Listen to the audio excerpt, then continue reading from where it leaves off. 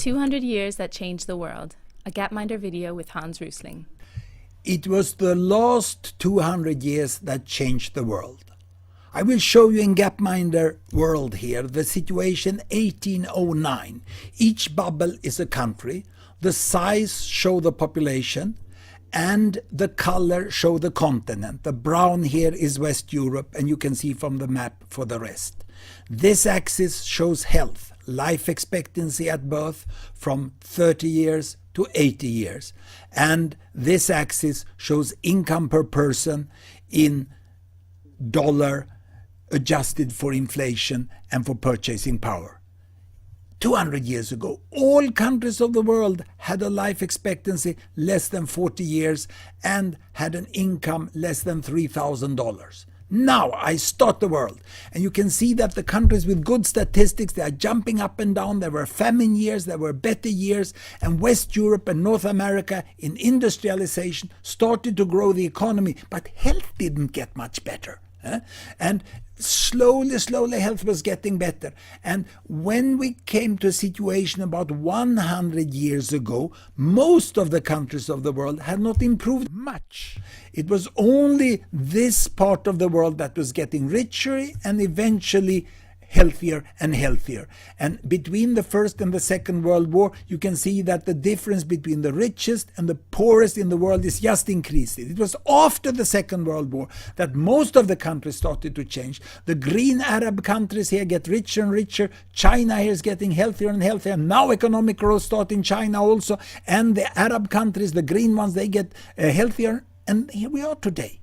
We have a continuous world from high-income countries with long life expectancy to low-income countries with very low life expectancy. But all countries of the world today has more than, or are estimated to have more than 40 years of life expectancy. And all does not have more than $3,000 per capita. So it means that the world has become healthier and richer, but the difference still is enormous between the richest country and the poorest country. And there are also very big differences within countries, which we cannot show here. But to show how the change came about in a different way, I would like to compare two countries here. I will go back to 200 years ago here. 1809, and I would like to compare the United States with China. Look, 200 years ago the economy was growing in the United States, whereas it was declining in China that was dominated by foreign powers. Then health started to improve in the United States, but nothing happened in China. And in fact, it was not until modern China emerged here, 1950, that China really started to improve. That was, of course, the Great Leap Forward. That was what Mao Zedong called it. In fact, it meant a leap downwards. But eventually China got a better health and then started with a fast economic growth and is catching up with the United States. And today, the world looks like this. Some call it a flat world. It's not really flat.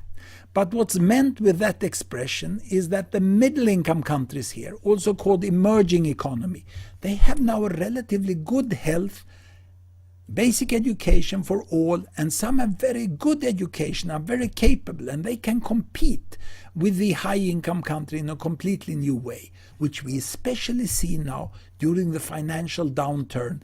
And in 2009, the income will fall in most of the high-income countries.